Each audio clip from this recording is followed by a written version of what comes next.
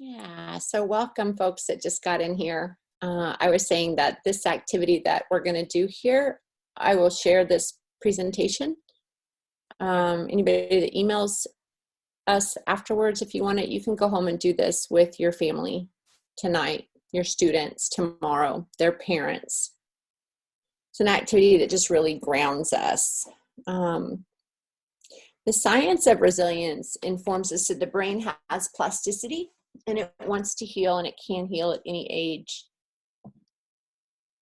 And we know that toxic stress can alter brain development.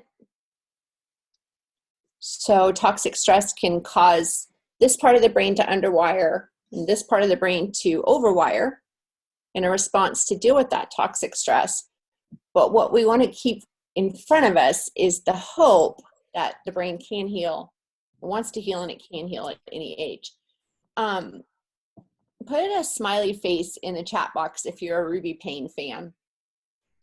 And if you don't know who Ruby Payne is, just put a question mark. But if you're a Ruby Payne fan, put a smiley face in the chat box.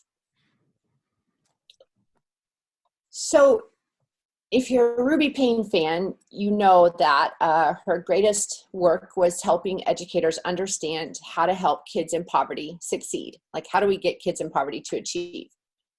And Ruby Payne figured out through her work as an educator that kids in poverty would achieve for her if she gave them a relationship. And lots of people said, oh, Ruby Payne's work's not evidence-based, not researched, doesn't have a white paper, right? But I always just kind of grin and say that Ruby Payne was just ahead of brain science, because what she figured out was that the brain wants to heal and can heal, and it's seeking safe, supportive relationships to do so. So that's why those relationships are so incredibly important to kids that are experiencing poverty, which is a form of toxic stress, right? So the way we boil down resilience is I see you, I hear you, I'm with you. That is how we build resilience. Simple, not easy, even outside of COVID-19, but certainly very necessary right now. And as you think about yourself as a parent, a grandparent, a caregiver, a daughter, an uncle, we're having all this stress. And for me, I'm having a hard time always being able to buffer my children, to create a buffer or a barrier and kind of absorb their stress. Let me just get this bigger here for you.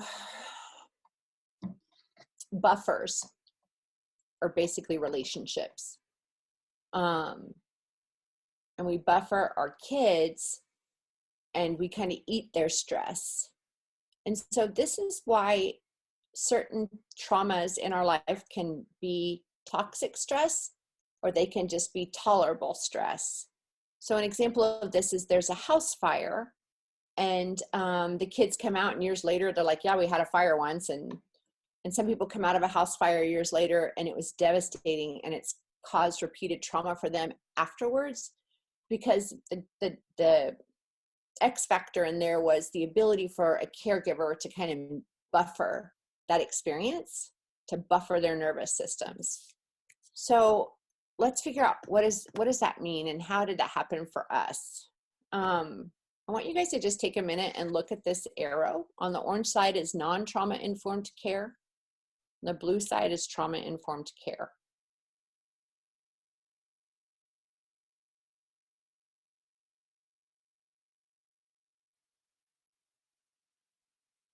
It's pretty small reading, so if you are not in full screen, you might want to go to full screen for a moment.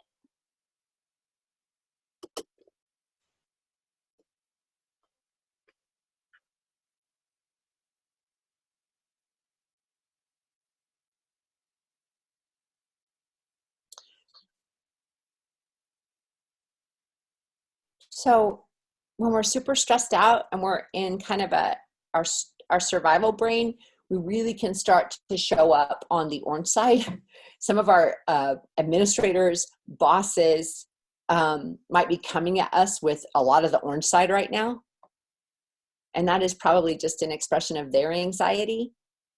But we really want to move to the blue side because that's where people can open up and experience kind of the release from the survival brain through the relational brain and up into the learning brain. So I want you to look at the very bottom where it says expert, and it correlates to enlightened witness. In public education in America, we've been having a real common experience of violent kindergartners in our districts.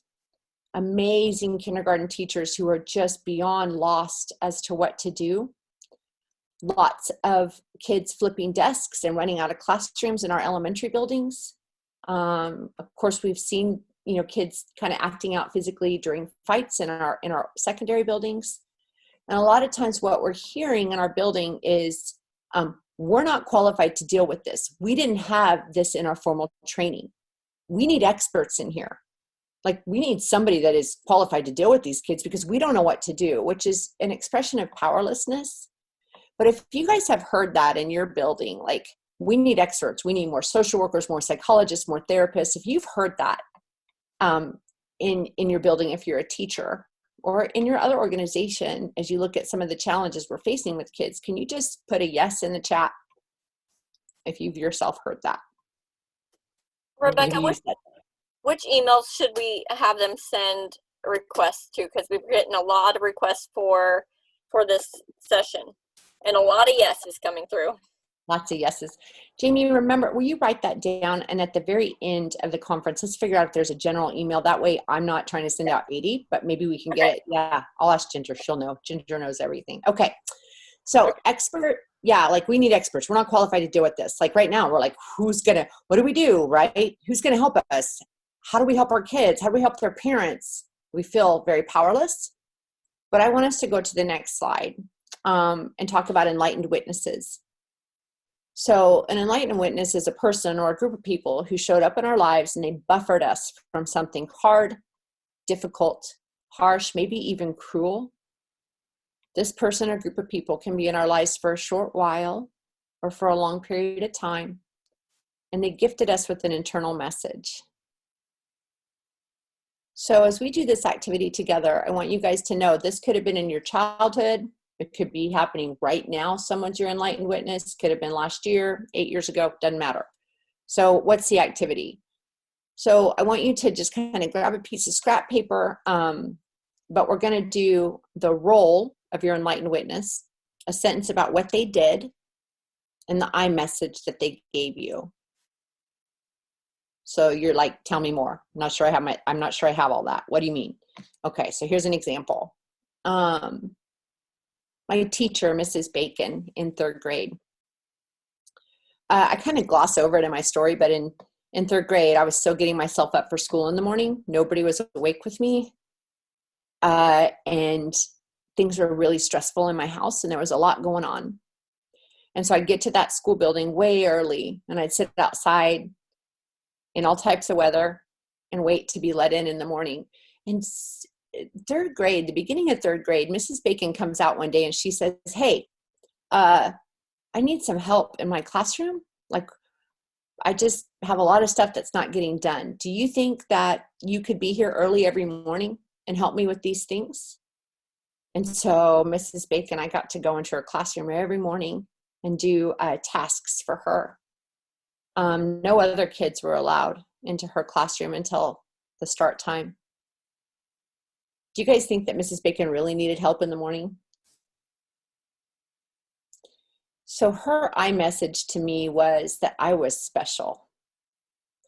So we're going to break out into groups, and I want the role of your enlightened witness, what they did, and I want you to dig deep for that I message, okay?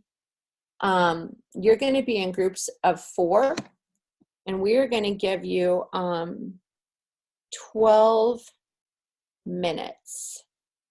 So you got about 3 minutes apiece. I want each of you to share your enlightened witness, share what they did, and look for that I message, because that is a little bit elusive. The I message, like, you never think about that, but what is the thing that they said to you without ever saying it to you?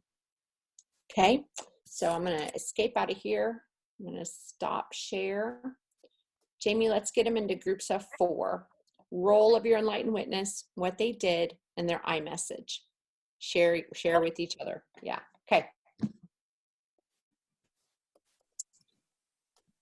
So it was probably hard for you guys to get your iMessages, which when you're in small groups and I'm with you in person doing this activity, that can help you kind of pull those out. But I want us now, if you're on a phone, this might be hard to do, so don't even worry about it. But for those of you that are on the computer, if you can kind of tab over and go to mentee.com and put in that code.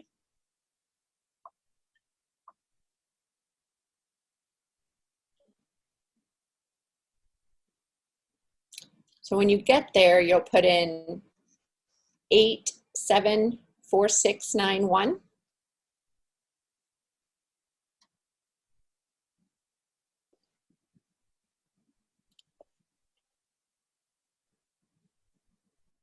And you'll put in the, what does it say?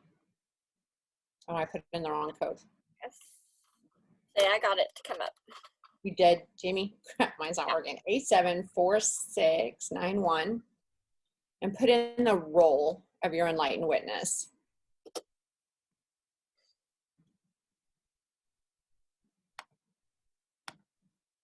Yeah, so teacher, friend, coach, principal.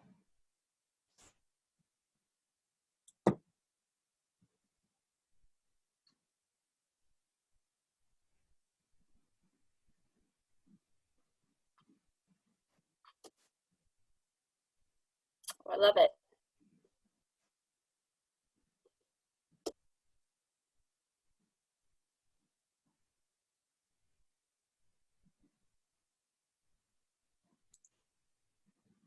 What were we supposed to put in the little subject thing? The role. So like friend, grandma, teacher, coach, principal, neighbor.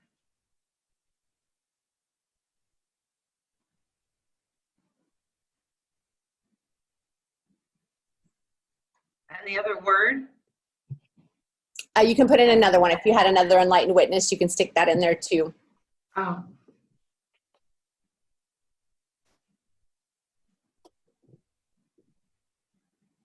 So with a word cloud, the more times people input a certain word, the bigger it gets. What are you guys noticing? Nice. I've done this activity probably over 100 times now in churches, with retired people, with parents, lots and lots of times in schools. Teacher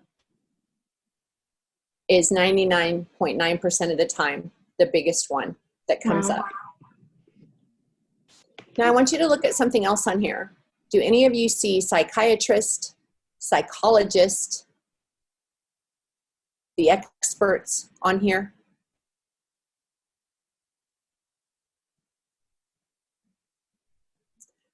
Friends, this is where your resilience was built. Right here. So powerful. Tell me in the chat box if you think that your enlightened witness was a smart person with a sound mindset. So cognitively, they were stable, they were smart people. Tell me in the chat box, yes or no.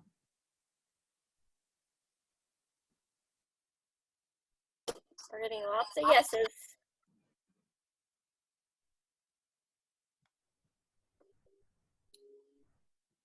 So here's the deal. That iMessage that they gave you, that golden shadow, that truth, what if that iMessage is totally true? What if you are enough? What if you are special? What if you are capable? What if you are strong? How does that change the way we get to show up to COVID-19? If that person is intelligent and capable, and you trust that enlightened witness, and you know that they know that they know that about you.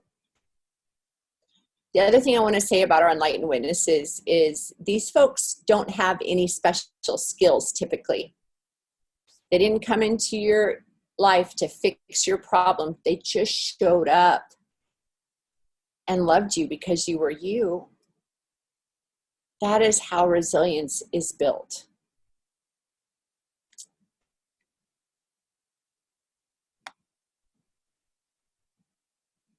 We have 2 minutes. The